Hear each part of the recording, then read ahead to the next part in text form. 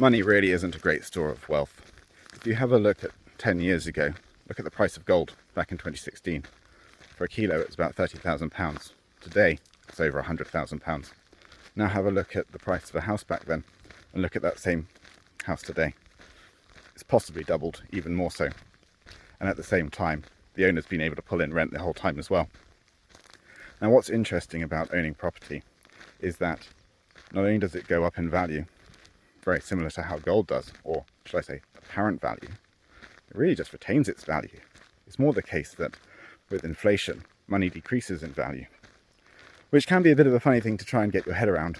But ultimately, if you've got, £1 today, and you think about what you can, buy for that, compared to 5 years ago, 10 years ago, what you'd be being able to get for exactly that same pound, you'll realise that money decreases in value as time goes on. But these other things that you can invest in, such as precious metals, such as property, such as investing in businesses, they have additional advantages. You don't normally necessarily see that on the surface.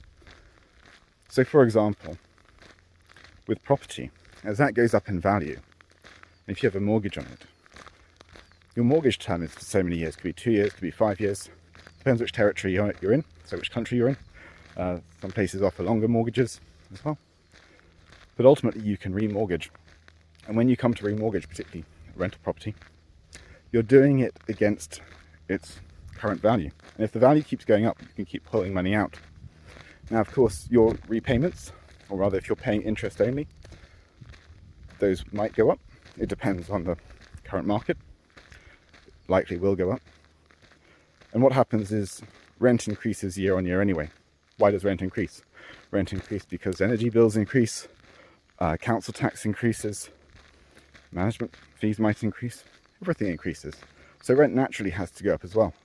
And the rent also goes up to the point that it should cover that mortgage, particularly when you remortgage. And that money that you pull out from the mortgage really depends on how you own that property. But ultimately, you can structure in such a way that you pull that money out tax-free. And that's the difference between holding on to property and remortgaging it periodically compared to selling it. Because when you sell it, again, really depends on the circumstances, but you're likely to pay, in the UK anyway, capital gains tax on it. So remortgaging is a way of being able to pull money out and basically go and reinvest that back into other property. Or again, depending on the structure, you may be able to pull it out entirely tax-free. Now, none of this is financial advice, it's just financial education. So just showing you a bit of an overview of the sorts of things that you can do that you may not have known that you could do. There are, of course, different advantages you can have with shareholdings in businesses as well, and you can leverage those.